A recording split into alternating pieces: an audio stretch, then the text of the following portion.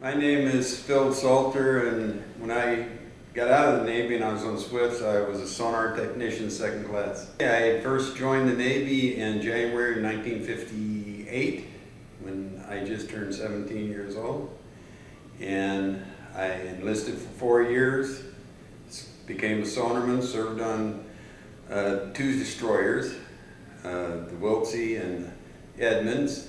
Then I went to shore duty in Naval Postgraduate School in Monterey. Spent 2 years there, went back to sea, was on USS Vance, DER 387 out of Pearl, and then I went to the USS Cunningham out of Long Beach. And that took me up to the end of my second enlistment in 10 years, and this is kind of a story in itself. Is I right now checking with Admiral Hoffman and everybody, I was the only sonarman on Swift boats. And the reason being is they didn't have an opening for sonarmen on Swift boats. And it was a critical rate, and they kept saying, no, you can't go to Swift boats. So how I did is my XO on the Cunningham says, well, your enlistment's up. He said, once you extend for a year, extend for Swift boats. That's what I did. So my next year, and this was in January of '68, got my orders, extended year, got my orders, went to Swift School in Coronado. I took the position of the quartermaster, the LPO, got my crew, and I wound up in Hanoi, Vietnam in March of 1968. March 68 to March 69, me and my crew, we had the 94 boat for most of that time.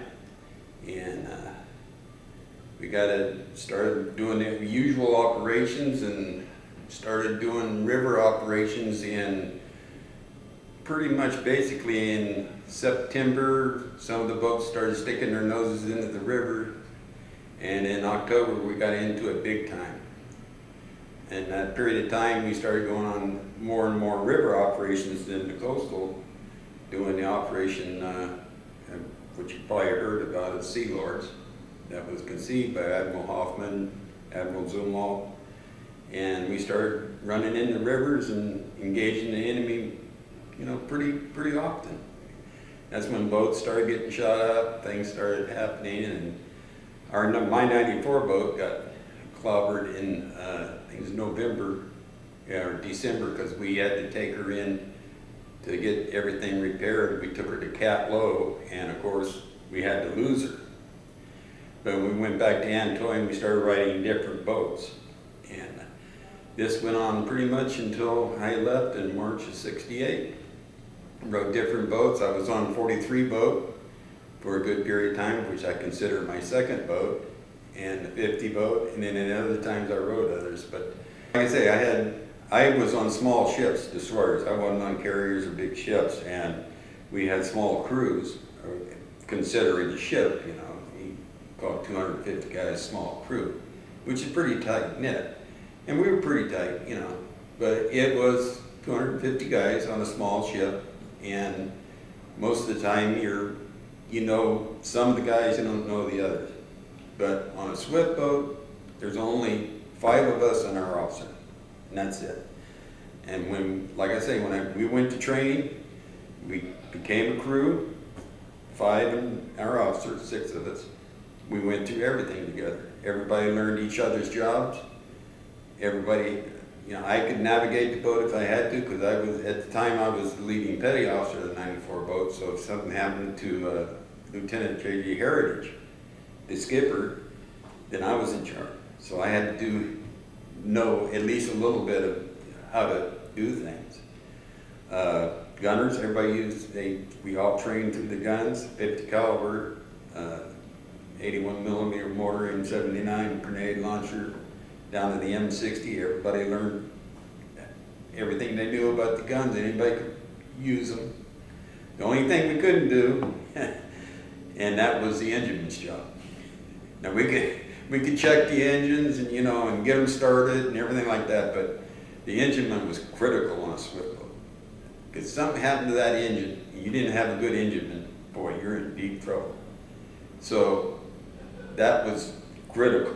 We could help him, but he was really critical. everybody could learn to shoot the guns, and you could learn to navigate, anybody, and steer and drive the boat, whatever.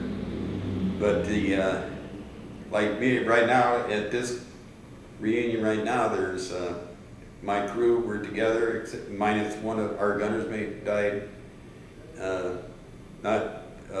He was wounded badly in Vietnam, but later in he was very young. He just, I don't know, he had cancer or what, because we can't find out what happened, but he died. But the rest of our crew is still here. And we're just tight now, or in fact, probably tighter now than we were back then. And we live in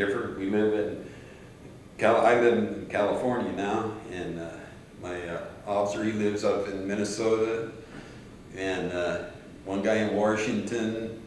We have them all over, but we get here for these few days, and it's just like, you know, you should sit in and just listen to what goes on. I mean, a lot of it is, you know, trying to outdo the other guy, but most of it is things that we did. So it was, I want to say, like a small band, like it's not even a platoon, like a squad maybe of soldiers.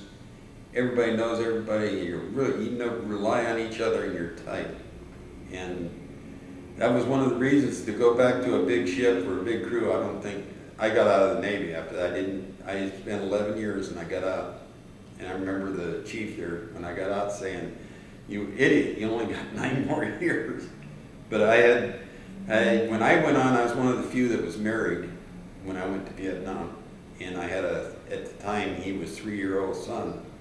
And I got wounded, and I got to thinking after the Swift boats, and the fact that I wouldn't go back to a Swift boat because they wouldn't let me, because I was a sonarman, and I played my card, you know, and so I would have gone back to the fleet, and I decided, nah, it just wouldn't be the same.